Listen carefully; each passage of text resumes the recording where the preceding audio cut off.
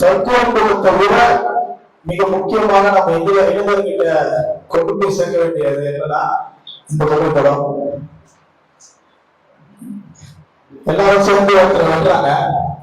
இப்ப நீங்க சமூகத்துல பாத்துருக்கீங்க, ஒரு 2 வாரத்துக்கு முன்னாடி திருவள்ளூர் மாவட்டத்தை சார்ந்த திருத்தணியில ஒரு வடநாட்டு இளைஞர் வந்து போதையின் உச்சத்துல போய் அவன் ஒரு செல்ஃபி இன்ஸ்டாகிராம் அதுல பதிவு பண்ணோம். அதுல அவன் விளம்பரம் கத்தி எடுத்து 2 பேரு தொடர்ச்சியா விட்டு வைக்கிறாங்க.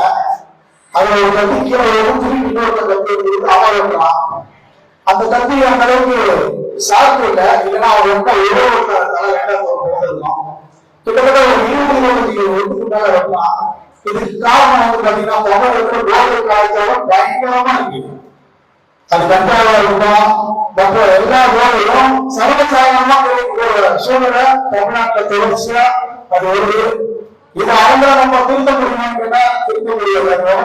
ஒரு விஷயம் அது கண்டிப்பா அது அவங்க திருத்தது நம்ம வேலையில.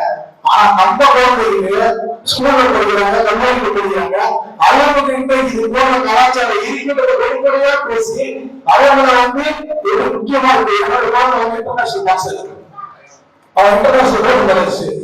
அவன் நான் தொடர்ச்சியா ஸ்போர்ட்ஸ்ல அவன் இதுதான் வாழ்க்கை, இதுலதான் நம்மளோட அரசு பணி, இதுதான் நம்மளோட உறவுன்னு சொல்லி அதை நான் வளர்த்துட்டு இருக்கேன். அது போய் எல்லோரும் எல்லா குழந்தைகளுக்கும் சொல்லி இந்த போதை கலாச்சாரம் தொடர்ச்சியா தமிழகத்துல அதிகமா இருக்கிற சூழ்நிலையில நம்ம அதை விளைவிக்கிறோம். வளர்க்க வேண்டிய சூழ்நிலை காலகட்டத்தில் நம்ம இருக்கோம். அதை சொல்லி நம்ம வளர்ந்தோம். அதனால அந்த புகைப்படம் தான் தெரிஞ்சுக்கணும். நன்றி.